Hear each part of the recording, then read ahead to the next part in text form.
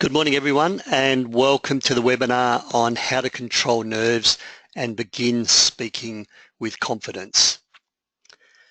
Fear of public speaking, nerves, anxiety around public speaking is one of the number one things that hold us back from sharing our messages, sharing our passion, sharing the information and knowledge that often our clients, our communities that we work with need to hear.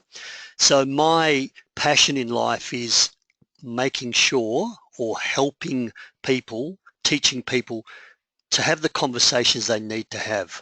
One-on-one, one-to-many, conferences, seminars, to present the knowledge, the information, the passion, the journeys that you've been through to help the other people in your communities achieve what you want them to achieve. Good morning, Sonia. Just underway at the moment. So Peter Dew is my name. I see a couple of new names on the webinar. So you don't know a lot about me. I'm a person who stutters. I spent 10 years of my life from the age of 15 through to age 25. So you can imagine high school, university, and early career as an elective mute. I wrote everything down on a piece of paper. And later on in life decided I had to deal with this debilitating issue, my fear of speaking, my stutter, and started to work on myself. And over a 10-year period, I gradually built up the confidence and dealt with my own nerves, and now do public speaking around Australia for my living. I do keynote speaking, I do workshops, I do one-on-one coaching. I have a couple of politicians in different parliaments around Australia that came to me prior to their parliamentary careers and now speak in Parliament. So that's a little bit about me. Webinars. If you haven't been on a webinar, and those of you who've just joined, just underway, if you haven't been on a webinar before, it's important that you try and apply the knowledge to your own situation. So please ask questions as we go. You've got that dialogue box, the question box. Just type in and say, Peter, hey, but what about this? Or can you expand on this further?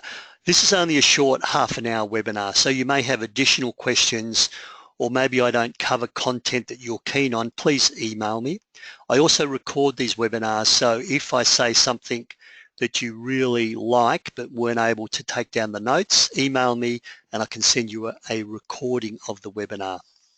So participate, don't just ask questions, but also put in your own comments, your own circumstances when you've had to deal with your anxiety or fear around public speaking.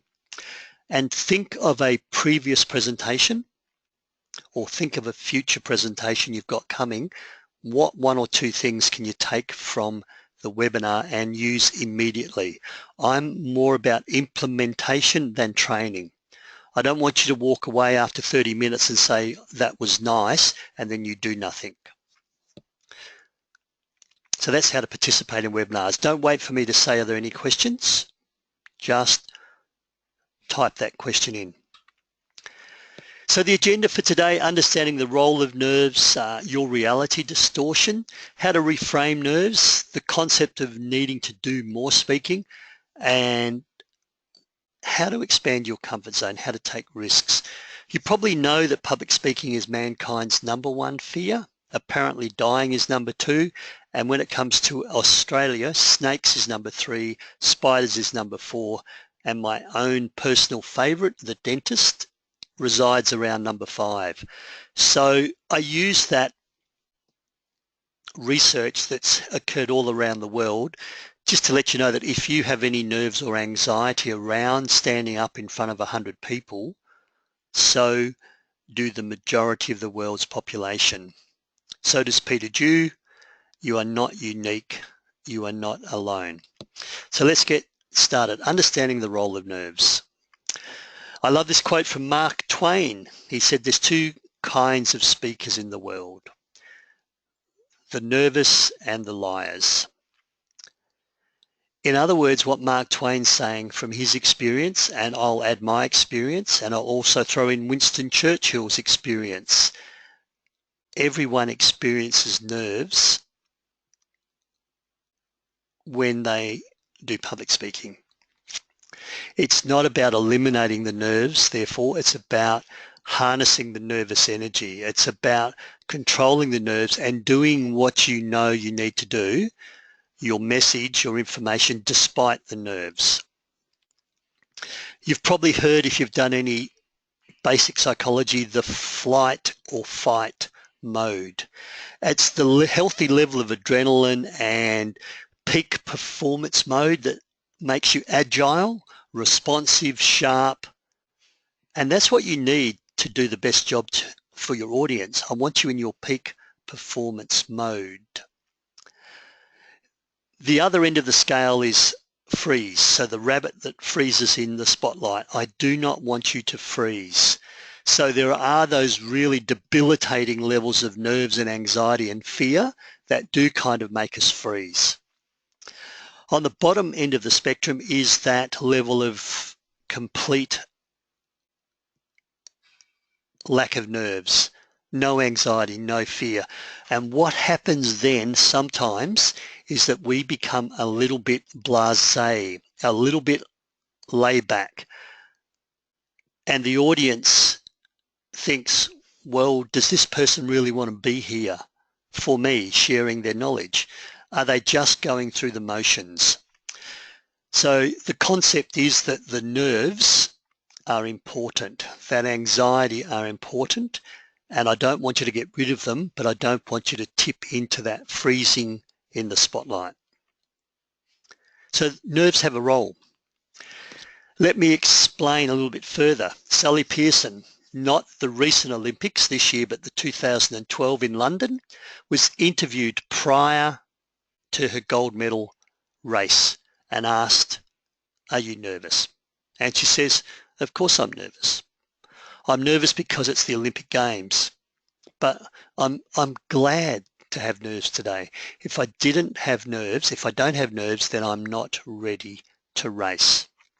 When I stand up to do a keynote presentation, when an organisation brings me in-house to train 15, 20 staff, I have nerves. I'm glad to have nerves. The day I don't have nerves, what I will know about myself is that I'm just going through the motion. So as like Sally Pearson, the speaker is kind of the same. The speaker also experiences nerves if they're doing a really good job. Let me take this just another step further. I'm hoping everyone knows who Ringo Starr is. As I teach more and more younger audiences, I need to go to the voice of Thomas the Tank Engine. But Ringo Starr is also one of the Beatles, and he generally vomits, so goes to the bathroom and throws up before he goes on stage and performs. And this is the case despite 50 years of performance. Yep, 50 years. And he still has that stage fright. And his nickname, of course, is Pukey in the Sky with Diamonds. I'm sharing this with you just to let you know that if Sally Pearson gets nervous before a gold medal race, or for that matter, all other races, if Ringo Starr gets nervous to the extent that he may vomit or dry reach before he goes on stage to perform, then surely we as speakers, trainers, presenters, facilitators, team leaders are allowed to be a little bit nervous. It is a normal part of public speaking. So the reality is the nerves may never go away in terms of your public speaking, but that does not in any way inhibit you from doing a great job. And we'll talk about that just a little bit more. So your reality distortion, let's go back to the nerves again. You've seen this before, you understand these two dotted lines are the same length. There's the old woman or the young woman drawing that you may have seen in some of the psychology, and I think it might have been Freud, Sigmund Freud, who used that image. And if you look at it in one aspect, you see a young lady with a scarf. If you look at it with another aspect, you see an old lady where the scarf becomes her hair. It's the reality distortion. So what I want you to understand, and this comes back to your nerves, that when you go on stage, and we can think of Ringo Starr here as when you go on stage and you feel nervous, the audience will only see 50%. So when I run my workshops on public speaking or overcome your fear of public speaking, I get people to do an icebreaker speech. Now, please don't let this be a reason that you don't come along to one of my workshops. So I've got 10 or 12 people in the room and I get you to stand up, introduce yourself, talk a little bit about your job. And the third thing is, what do you want from me from this workshop? What do you want to learn? To control nerves, speak without notes. What do I do with my hands? They do that presentation. I then ask them to, on this scale, record how nervous they were. 90% of people in my workshops score around a 7 or 8. Occasional person goes 9. One person said they were 11. They were having a near-death experience. They were digging their grave as they were speaking, was how they described it. Then I go to the audience and I say, please disregard that person's self-assessment of how nervous they were. I ask them to speak about 3 things: themselves, their work, what do they want from me from this workshop. How nervous did they look to you? As an audience member, watching that person stand up in front of you and speak, how nervous did they look? Universally, the response comes back 4, occasionally a 5, most times between 3 and a 4 or a 4. And this is good news, because what that means is wherever you report yourself, the audience only sees 50%. 50%. Yeah, that's all that they see. 50% of your nerves, your anxiety, your fear, your anxiousness. Let's make this positive. You're doing 200% better than you think you are. Universal law. Universal law. When I do my presentations, I start off, I'm around about a 6. Yep, quite nervous. Everyone says, nah, you got no nerves, Peter. I don't believe you.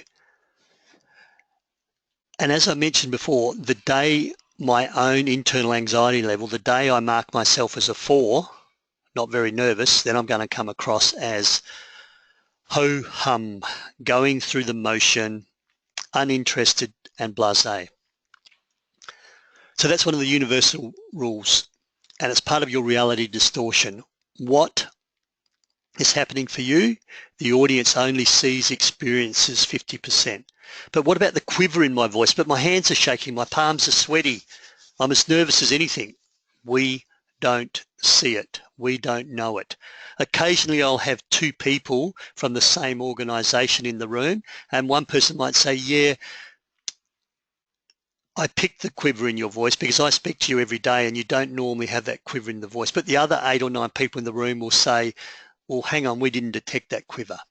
Now, please understand that does not mean that you did not have a quiver. That does not mean your heart rate hasn't increased. That does not mean you are nervous. It just means we as the audience don't see it. So let me frame this another way for you. If you do a really good presentation, the best you've ever done, and you've been speaking for about 12 months, and then you come on stage and you say, wow, I really nailed that presentation. That's the calmest, the most focused, I covered all my content, I didn't forget a thing, the best presentation I've done, and the audience thinks that you sucked, the audience thinks that that was shocking, then you've blown that gig. If you go on stage and you're nervous and you're shaking on your boots and you forget what you wanted to say, and all this kind of stuff runs through your mind, and the audience loved you and said, wow, I can now go and implement this in my life now. I can now go and make those changes. I can see light at the end of the tunnel. I see a way forward. Then you've nailed your presentation. So a little bit unrelated to the anxiety reality check, but your success on how well you've done or how well you've not done is not determined by you. It's determined by the audience. So if the audience says to you, no, you don't look nervous, you need to acknowledge that's how you appear to the audience. And as you'll learn, this is not about you, this is about the audience. Reframing. Look at your nerves from a different point of view, an alternate way of viewing things. I've got several reframes for you. I'm going to move through these fairly quickly. The first one, get rid of nerves. I was watching a TED talk or a YouTube talk the other day from Simon Sinek, and he chooses to get excited. He gets nervous, but he chooses excitement. Let me talk to you a little bit about biochemistry and physiology of nerves. When you get nervous, your heart rate increases, your adrenaline starts to flow, your blood vessels, in other words, your piping that runs through you, will vasoconstrict, which means they get smaller in diameter. Same volume of blood, less piping. Therefore, your heart needs to move quicker, and you'll notice sweatiness and a pulsing through your fingertips and your extremities. What happens when you get excited? The heart rate increases, the adrenaline flows, your blood vessels vasoconstrict. So from a physiology and biochemistry point of view, they're very similar experiences. From a thought process, nerves and excitement are two different things. But what I want you to do is, from your cognition, which you have control over, choose to be excited. You're about to get on the world's tallest roller coaster ride. Are you excited or are you nervous? It doesn't really matter. Choose excitement. So when I get before an audience, I'm really excited to be here. Kaboom, kaboom, kaboom, as my heart rate increases. And I'm going to share 2 or 3 points with you that I hope will really help you in your life, in your career, in your organization. Get rid of public speaking. Just have a conversation. Another reframe. I don't do public speaking anymore. I just have a conversation one-on-one with all 250 people in the room. I make eye contact one-on-one. I share my stories one-on-one, and I move and spend a few seconds on different individuals in the room, making sure that I cover most of the key corners, the back, the front, the left, the right, the mid part. When you're in a bigger room of 200 people, 150 people, when you look at one person down the back left-hand corner, the 10 people around them, as far as they're concerned, you're looking at them. As far as I'm concerned, I'm making individual eye contact with that person and I'm having a conversation. Just to get this into context, who you are on stage needs to be who you are off stage, who you are at morning tea. Who I am on the plane, if you sit by me on a plane as I fly over to Brisbane to run some workshops and you're chatting to me, and then you are in my audience, needs to be the same person. It's about authenticity. And the best way to be authentic is to have a conversation. One of the mistakes that people do when they do public speaking, and you need to visualize this, they stand upright.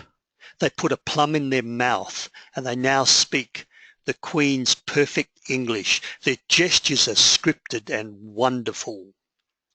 And then you have a cup of tea with me and you think, whoa, whoa, which one is the real Peter?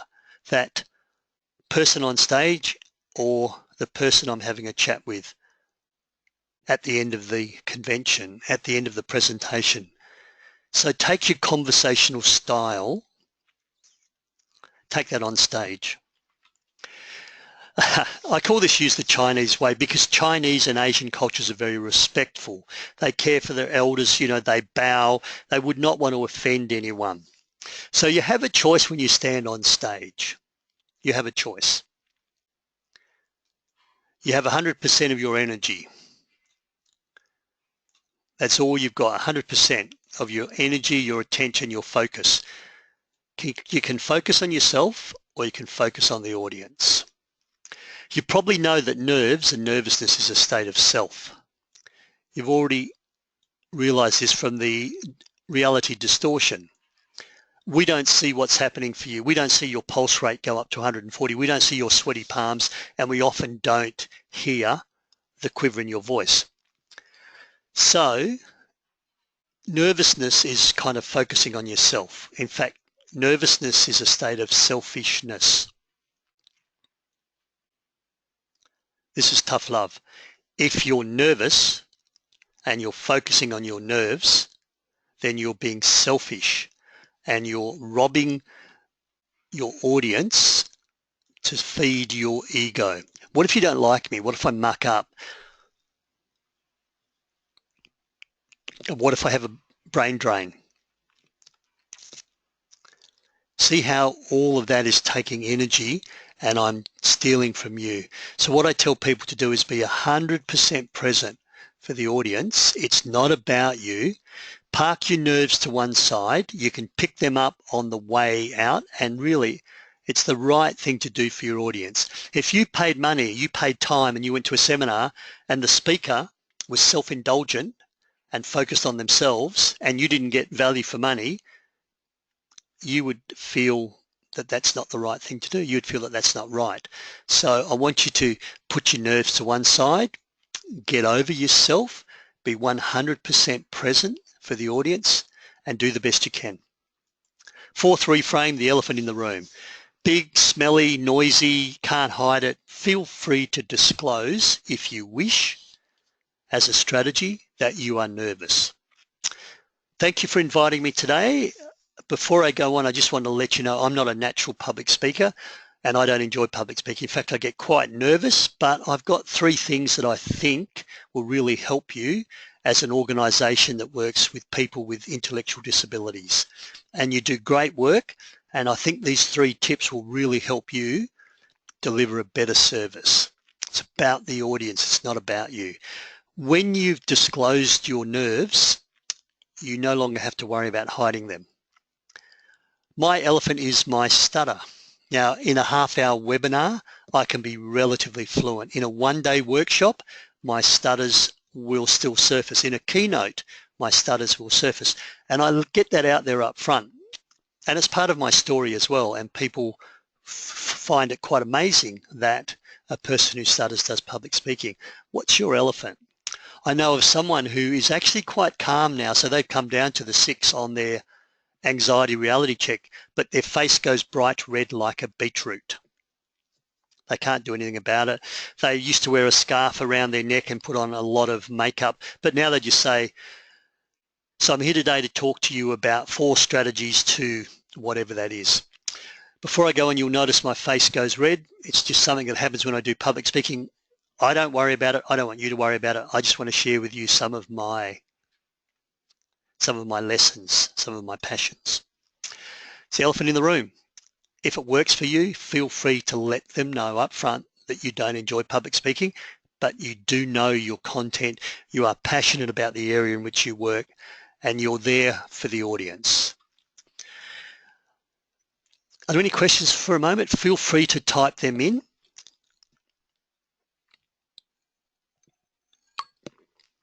How do you feel about disclosing that you're a little bit nervous as a way of dealing with your anxiety around public speaking? Who would feel that if they were to speak that, i.e. reveal their vulnerability, that would be a weakness? Who thinks, yeah, I could probably say, in actual fact, I'm feeling quite nervous. I'd appreciate what your thoughts are.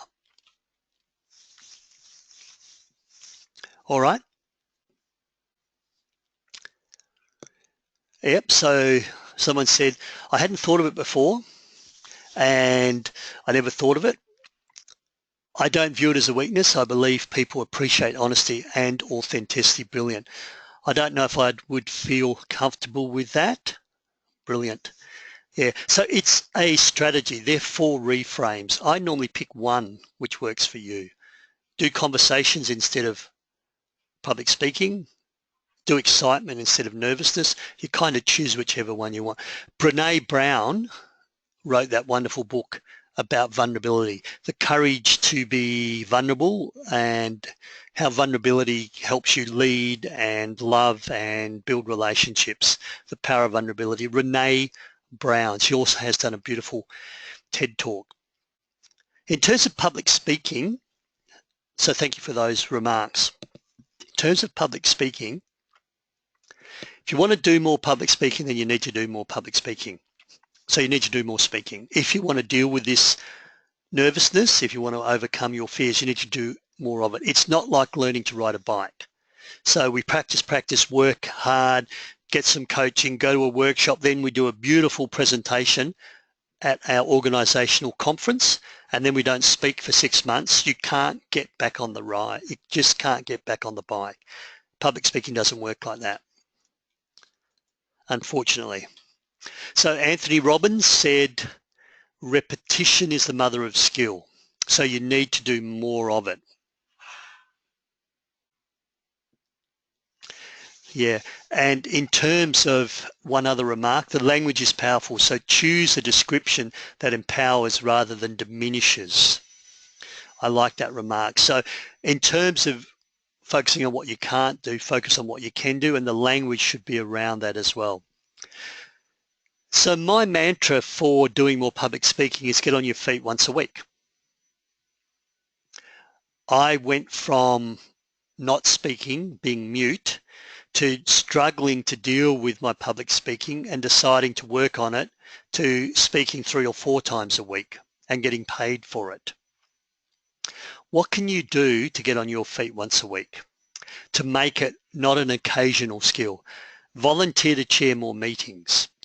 When you chair a meeting sitting down, I don't call that public speaking. I want you to stand on your feet. And the way to do this is to go to a flip chart, a whiteboard, and maybe just for 1 minute, 2 minutes, maybe you reveal something that you've read in a journal article. Maybe the Canadians are doing something innovative in social housing. Maybe they're doing something innovative in health. And stand up and draw. And as soon as people's eyes lift and look at you, you will notice your physiology change and you've created a mini public speaking opportunity. If you belong to any clubs, Rotary, sporting clubs, Apex, Lions, Probus, then take on a role, treasurer, president, where you give those reports and you stand up. Do more community presentations. So Lions clubs, Rotary clubs, Apex clubs, school groups are always looking for volunteers to go and speak. Maybe you've got a topic of interest. Doesn't have to be work related. Join a public speaking club, Toastmasters, Rostrum and Penguin Club. They're all public speaking clubs. Penguin is female only. Toastmasters is international, as is Rostrum. Toastmasters started in America, been going for 75 years. Rostrum started in England, in Perth, and I know some of you are in Queensland and Victoria. In Perth, there's 50 Toastmasters clubs, so you'll always find one close to you, morning, lunchtime, or evening meeting that will probably sit with your schedule. So there's a way where you can stand up and deal with your fear without having to worry about being judged. That's what a public speaking club does. The only way to get rid of a fear of doing something is to go out and to do that. And of course that comes from one of my transformational books that changed my life, Susan Jeffers, Feel the Fear and Do It Anyway. This is not a public speaking book. This is just a general self-help book. And when I started to do more public speaking, my fear gradually came under control. I became more confident. People asked me to coach them, to help them. I joined 3 Toastmasters clubs, so 3 times a week I was on my feet in front of a group of people, speaking on sometimes prepared, sometimes impromptu. Expand your comfort zone. You need to take some risks. Unlike this little goldfish that's put it all on the line, I'm not asking you to risk your life or risk your career. What I'm saying is, as you move forward, take a risk. When you've done that risk often enough, take another risk. And when you've done that risk often enough and you become comfortable, take another risk. All of a sudden you get to a new comfort zone. So if you completely avoid public speaking, I wouldn't go to a state conference in front of 500 people as my first step. I would start with 5 people. So maybe it's a meeting. Maybe it's a lunch and learn at work where 5 or 6 people get together once a month and you stand up and present something you've learned and get other people to stand up. Then go to a Toastmasters club, which might have 10 or 15 people. But when you go to the Toastmasters clubs, there's hierarchies as well. You only have to do the early speeches, and then later on you'll start to enter Toastmasters speaking competitions, which takes it up to another level. When you get comfortable, then speak at your state conference. Then speak at a national conference. That's called expanding your comfort zone, one step at a time. The bonus tip, you need to learn how to relax. So I walk around Lake Munga here in Perth and we have beautiful black swans. Above the water, the black swan looks so calm. You would think it's completely effortless. Below the water, his feet are moving at 100 mile an hour, churning, churning, churning. Part of it is learning to fake your confidence. So you can go on stage like Ringo Starr, you can compete like Sally Pearson. Inside you have butterflies and knots, outside look confident. Part of that is learning to relax. I don't know whether you're a visualizer, a deep breather, a meditator, a yoga type person. What can you do to look like this person? Probably inside he's feeling like this. Learn to relax. I'm not going to teach you how to relax. I'm not a relaxation consultant or relaxation trainer. If you can't work out yourself, then go to a physiotherapist or some other professional who can teach you the deep breathing, the diaphragmatic breathing, the mindset, the mindfulness, to focus on what you're doing, and so you can get into the zone. So they're the steps. Understand the role of nerves. You don't look as nervous as you think. Use a reframe. You need to do more of it. And take your risks one at a time. Expand your comfort zone. Just before we end, 2 more webinars coming up. The habits of successful speakers. So what is it some of those successful speakers do? 6 habits. Next week. In January, if you're still around, you're not on holiday, how to make your message stick. So you're confident now, you're dealing with your nerves and you speak, but nobody buys your message. How to be more influential, more persuasive. Because once again, remember, it's not about you, it's about the audience. So how can you make those messages have impact? Whole host of workshops, you know how to get them on my website. We've got trips to Queensland and Adelaide next year. Queensland is one in February and then one later on in March. We'll be running some open workshops. Please feel free to email me any questions. Follow me on Facebook where I provide tips and information, and I'm going to end the webinar there because I've gone slightly over time.